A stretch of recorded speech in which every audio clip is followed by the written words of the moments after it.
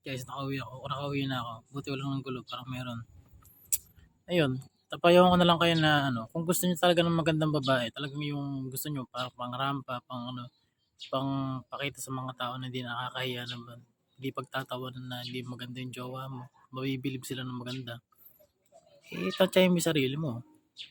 Kailangan mong gawin yun.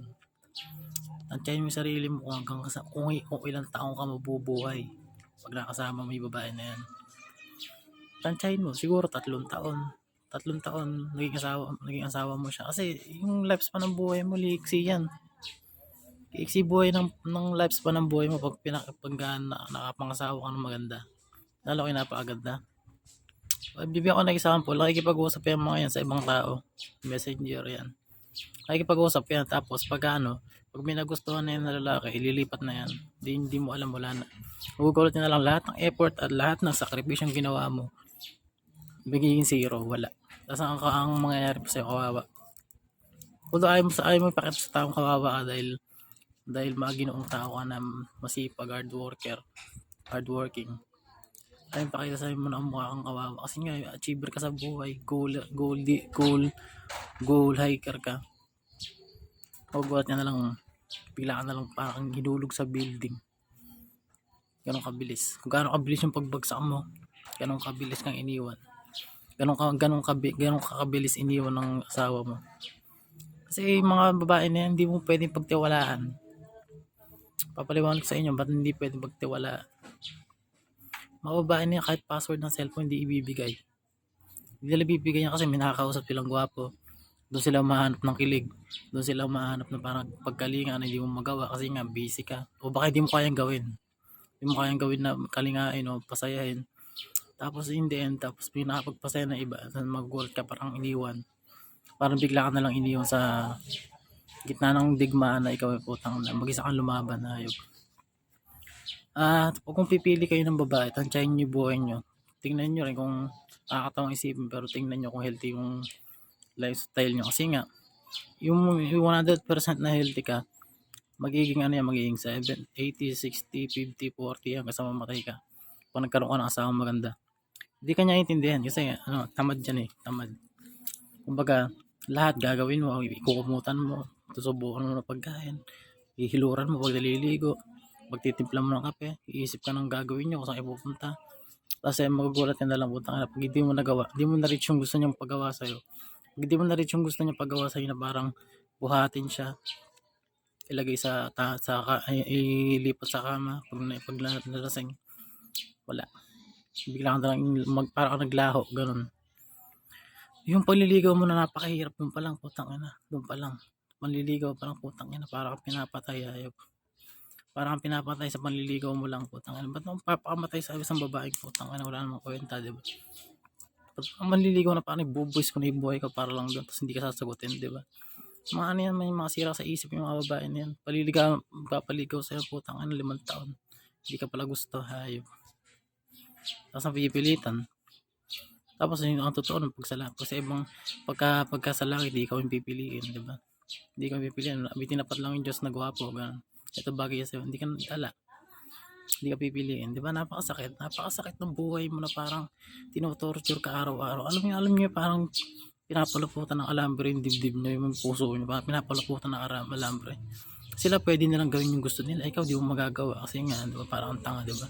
Parang ang tanga. Sila nagagawa nila yung gusto nila. Ikaw di mo magawa. Ayan. Kailangan ikaw lagi ang kumilos, ikaw lagi ang magsalita, ikaw lagi ang gumawa ng paraan. Pag tinanong mo, hindi gagawa, hindi kasabi. Paloko yung desisyon, di ba?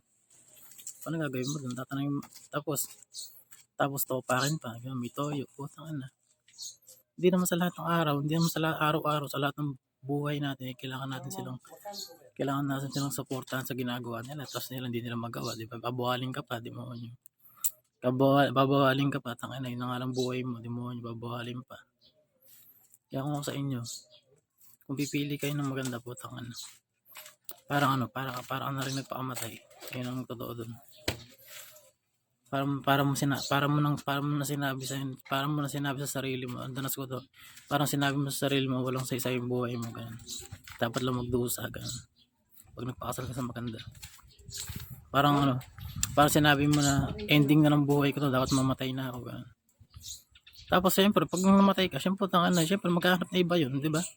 Marami, pag maganda, marami naliligaw diyan, kahit may anak, kahit may asawa, madali lang, di ba? Tapos ayun, patay ka na, tapos may asawa na ng iba, di ba? Yun, ganun lang yun. Simpleng talk, pero totoo naman. Pag pera nila, hindi ka gagastos. Pag pera nila, hindi ka gagastos kasi nga, parang nakabukod. Parang naka-improper yung pera niya at saka pera mo. Pag pera mo, kanya. Yung pera mo, sa kanya na pupunta. Yung pera niya, putang ina, bibilang ka, mumurahing relo, hayop, mumurahing relo. Putang ina, kinikita mo sa trabaho mo, 70 billion, putang ina, ang bibigay sa yung relo, 25,000 na. Putang ina, para sa future. Di natin alam kung ano yung mga iniisip ng mga babae na yan. Di natin alam kung ano balak gawin niya. Kaya kailangan din talaga. Di mo na pwedeng higpitan ng todo. Putang ina, iiwan ka naman. Pag binibi mo naman, sabihin sa'yo, batang isip ka. Putang ina. Kailangan gawin mo perfecto yung sarili mo para hindi ka iwan. Yan totoo doon. Pag hindi ka perfecto, putang ina, ilang buwan lang kayo, parang ano lang. Parang pinagsama lang kayo, no? Parang wala lang, ganun. Kumbaga ano lang, may malaman lang sa isa't isa, ganun.